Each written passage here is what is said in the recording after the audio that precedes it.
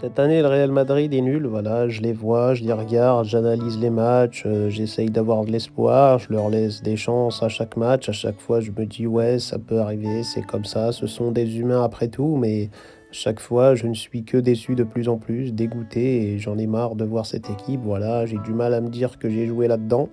Ils ont sali toute l'histoire que j'ai avec ce club. Voilà, j'y ai joué avec des joueurs incroyables, des Benzema, des Ramos. On avait des mentalités incroyables, on était des fous, on se blessait jamais, on avait toujours un niveau formidable.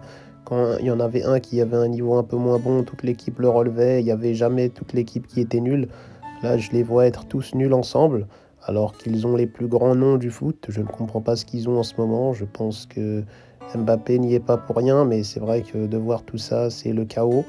Donc je regarde ça avec plus ou moins de suspense. Voilà, maintenant je suis habitué. Je me dis que les matchs, soit ils seront gagnés d'un but de plus, ou soit ça sera foutu. Et puis voilà, je vois que ils n'ont pas un jeu qui est plaisant à voir.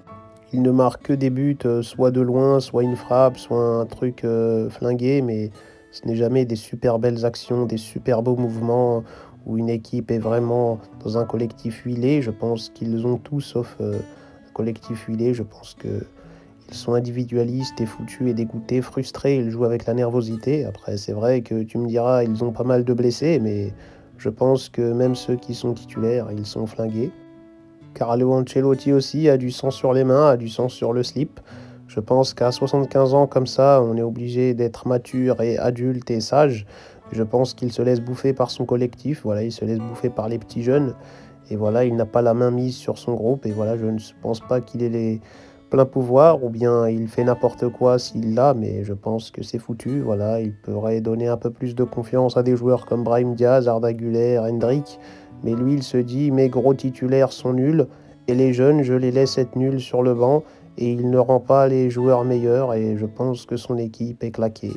Et Mbappé a détruit cette équipe aussi cette saison. J'ai cru en lui, je l'ai vu être fan de moi, je l'ai vu poster des photos, dire que c'était moi son idole, qu'il voulait faire comme moi, marquer l'histoire à Madrid. Et je pense que quelque part, il a marqué l'histoire cette saison en faisant une saison catastrophique pour un joueur comme ça qui vient à Madrid. Voilà, c'est comme si moi j'étais venu et qu'on gagne rien. Je pense que c'est n'importe quoi ce qu'il a foutu. C'est un flop cette saison, même s'il a mis pas mal de buts. Depuis que j'ai quitté la Liga, depuis que Messi a quitté la Liga, que Benzema, Ramos, Neymar, Suarez, toutes les légendes ont quitté la Liga, c'est un peu plus simple de marquer, mais ça ne veut pas dire qu'on est un grand champion, ça veut dire qu'on est juste des crasseux. Un grand champion, c'est porter son équipe, être là dans les grands rendez-vous, c'est pas mettre 20 buts contre des équipes plus ou moins moyennes qui fait de nous des champions. Et surtout ce Barça-là et cet Atlético Madrid-là, c'est des équipes archi prenables. Moi, j'avais les deux grandes équipes à leur prime